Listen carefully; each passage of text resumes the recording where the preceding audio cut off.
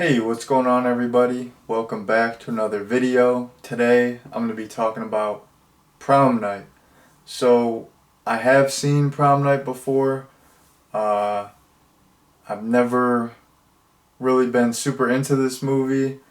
And after rewatching it, I'm still not really a fan of this movie. In my opinion, uh, it was pretty darn boring and pretty darn bland overall, and honestly it was like a little bit difficult to get through. So yeah, overall, even though there were a couple fun moments and there were a couple things that I liked that the movie did well, overall this movie it was a lame 80s slasher in my opinion. um, but yeah, jumping into the plot summary, the movie starts out and you have these kids at this abandoned building. This one girl, she comes in the building and she wants to play with these kids. They're playing this game. It's kind of like hide and go seek, but they're like pretending to be a killer. And one thing leads to another, and this girl who just like came in the building to play with these kids, this group of kids, they scare the girl. She accidentally falls out of a window to her death, and we see a shadow that like there was someone who witnessed her death. So then the movie fast forwards to present day, and the brother and sister of the girl who passed away, they're all grown up. They're in high school. They're getting ready for prom, and the sister of the girl who passed away is the main character. Her name's Kim. She's played by Jamie Lee Curtis, of course. And the movie follows her and her relationship. She's actually dating one of the guys who was responsible for killing her sister, but she doesn't know because the kids never came forward. They kept it a secret. And as far as the kids who killed the girl know, like nobody knows anything about what happened. But you know, the kids who were involved in the initial accident start getting killed, and there's a couple red herrings. So there's like suspicion. Since it's like a pattern, it's the kids who were involved in the accident, and they're like the kids who they start to think like, oh, maybe someone knows it's us. And it's kind of like a mystery, like it's like a whodunit, like who's the killer. So that is the basic plot summary. The okay, one thing that I want to get into is the lighting in this movie. I've talked about this in other videos. I always thought the lighting in this movie was like absolutely terrible. Like it was way too dark a lot of times, and like all like the nighttime shots, you could not make out anything. You could not see anything. After rewatching it, I didn't think it was that bad. I mean, there were some instances where the lighting was not the best, but basically, I I I watched it, like the last time I watched it was on this DVD, and it just must have been like a really bad copy of the movie. But I watched it on Tubi this time, and yeah, the lighting was not nearly as bad. So yeah, maybe that was just my bad DVD copy. Um, okay, so getting into some dislikes, I thought the kills in this were super lame. Most people, they would just get stabbed, and it wasn't that gory. Um, and it was kind of slow. Like you didn't get kills until later on. Like most of the movie, just it was like a teen movie, but it wasn't like that would have been cool because I like teen movies. Like it's kind of like a slow build, but like I don't care about the characters enough for like what's going on enough for it to like keep my attention. It's just kind of like this teen movie, and then it like picks up at the end, but it's like too little too late in my opinion. um some things that I liked though are, you had this character, his name was Slick. He was this like kind of like chubby nerdy guy, but he was actually pretty cool. Like he just he was like super charismatic. Like he was just always, you know, shooting his shot with ladies. He like picks up this one girl, gets a like a, you know, pretty fine date to the prom. He's just, you know, macking on the ladies, you know, smoking joints. He's like whipping around in the shaggin' wagon, and yeah, he's got game. I respect it. He's got like mad charisma, and he's like not even the best looking guy, but he just pulls ladies.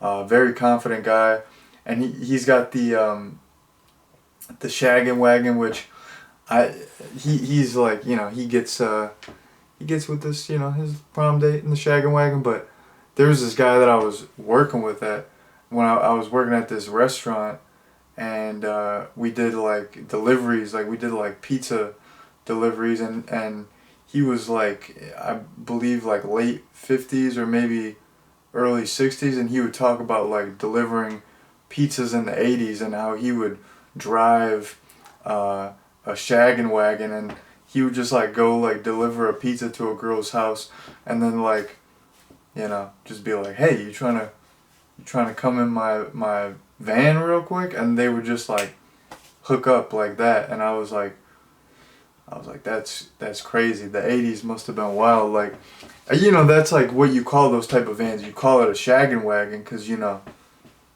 MFs are shagging, but like it's like, I thought, hey, maybe that's just the name of it, like, because you could fit a bed in there. Maybe that's just like, you know, just some slang terminology. But like when I was talking to my coworker at my last job about that, he was like, no, like for real, like that's what I would do. I would just pull up. I had the bed in there. I would just, you know, say what's up to some ladies, and then we'd be hooking up like that. So I thought that was kind of like a fun story. But anyways, I liked Slick. He was cool. He whips out like a book that's got this little cutout part. He's got like 50 joints. Like he smokes a joint, he's like immediately like, I need another joint. Which, who smokes like that? Like this kid parties. You know, if you're sipping a beer, you're like, let me get another beer. But if you're smoking a whole joint, like I feel one joint, that's a lot. Like homeboy's chain smoking joints, and just like, I mean, he can handle his stuff. So yeah, I really liked Slick. He was a cool character. I liked the character Lou too. He was the bully, and he was just like a total a-hole, and he was kind of like grimy. Like he would just be like smoking cigs all the time, and he was like kind of like a troublemaker, kind of like a burnout. It was funny because he was like going out with this one girl, because she was kind of like, I'm pretty sure she was dating him or like going to prom with him to make someone else jealous or get revenge on someone. And yeah, because I think she used to date the like who Jamie Lee was dating, and she was trying to make him jealous or like get revenge on him. But anyways, Lou is going to this drive-in with that girl that I'm talking about who's trying to get revenge, and they asked for his order. He's like, let me get like 2 burgers, let me get a large fry, let me get onion rings, let me get 2 let me get 2 Cokes, let me get couple beers. They're like, we don't have beers. And plus he's in high school anyways. I don't know, because I remember back in the day well, I don't remember because I wasn't alive, but the drinking age was like 18 for a while, but probably not. I don't know if it was 1980. It was probably 21. I don't know. I would have to look it up. But anyways, it's just funny. He's some high school kid, and he's asking for beers at the drive-in, and he just has this enormous order. And then they ask his date, like, okay, like, what's your order? And she's just like, a Diet Coke. So I really like that scene. That was really fun. and his character was just kind of funny. I felt like he was like a likable a-hole, and I really liked the scene where he gets decapitated and his head rolls on the dance floor. I feel like that's an iconic scene and that's some iconic imagery. Even though like all the other kills in the movie were lame, I did really like that kill. I also like the opening sequence with the kids accidentally killing the other little girl. I thought that was like, all these slash movies, they gotta have a setup. They gotta have an inciting incident. They gotta have some incident that's gonna give the killer a revenge motive or whatever. So I really liked that opening. I thought it was creative, it was clever, and it was like a great 80s slasher opening. It was just, it worked. I also liked like the killer was kind of toying with the victims, like calling them up and keeping this like kill list and stuff. So yeah, I liked all that stuff. I liked the little scenes where you just have like the killer like calling the victims, messing with their heads. That was really cool and creepy as well. I gotta talk about, like, I'm gonna try to do this without spoiling who the killer is. But yeah, like when the killer is unmasked, it looks like the killer is wearing lipstick. And I've like, cause when I was watching it, you can see there's blood on the killer's forehead, cause they were like struck in the head. So you see there's like blood on the killer's head. So I'm thinking like maybe is that some of the fake blood like got around their lips, but it's like perfect. It looks like lipstick. So I'm like, was that an intentional thing? Like the character was just supposed to be wearing lipstick, or was it like an accidental thing where some of the fake blood got in there, or they messed up the makeup and they just didn't have time or money to reshoot? Like, was that like a Halloween 4 situation where, like in Halloween 4 there's like one or two scenes where the Michael Myers mask is like pink with white hair or whatever. Like, I to this day I don't know. Like, I tried to look it up before recording. Like, was it supposed to be that the killer was wearing lipstick and it was intentional? Or was that just an accident, they didn't have time to fix it? I don't know. And then this is my last point, and I mean, I was just thinking this like right before I started recording, but I really thought this movie was like bland and boring and kind of hard to get through.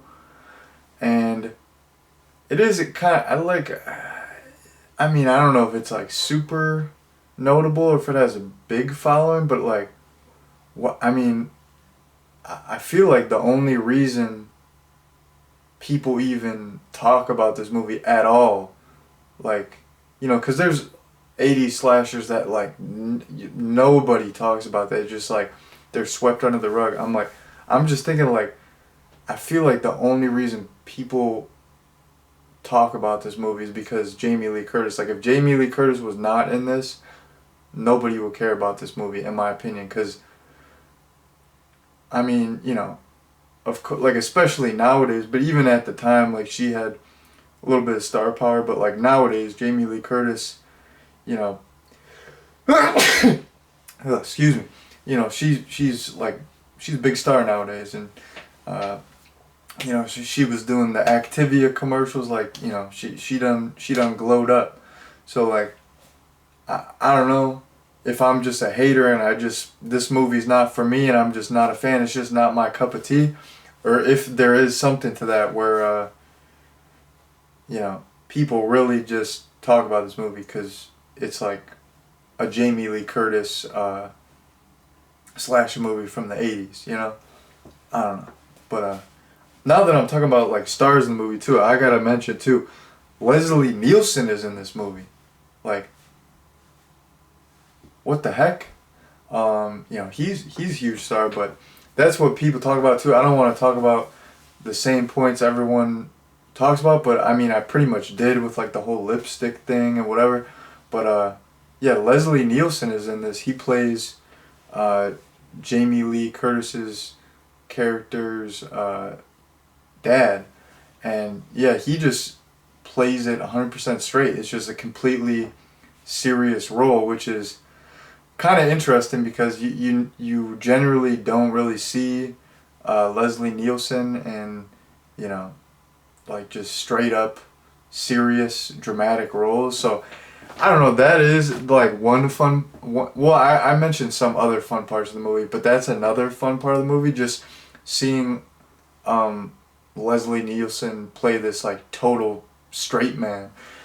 It's like jarring. I mean, and stuff like in like Creep Show, he pretty much plays it straight. But I mean, you know, like not that I've seen all these movies. I've seen one of the Naked Gun sequels, but I haven't seen like Airplane. But like stuff like Airplane and the Naked Gun movies, you know, he's acting silly, and you know he'll like pop up in the scary movie movies. He'll be in like Scary Movie 3. I think he plays like the president, and you know he's being funny. So yeah, it is kind of interesting seeing him in a dramatic role, and he actually does very well. So yeah, but anyways, that was the whole Jamie Lee Curtis point. That was the last thing that I wanted to mention. So yeah, that was my last point. So in terms of a recommendation, I was not really a fan of this at all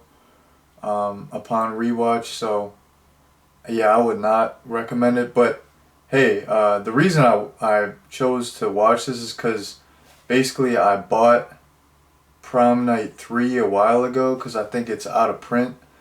And then the Prom Night remake or reboot or whatever is on Tubi right now. So like my plan is to watch all of them pretty much in succession and review them. So that's the plan. Like that's why I checked this out. So hopefully I like some of the other ones. I don't know. But yeah, in terms of the first Prom Night, I would not recommend it. There's better 80s slasher movies. But yeah, that has been my recommendation, and that has been my review of Prom Night. Thank you all very much for watching, and peace out.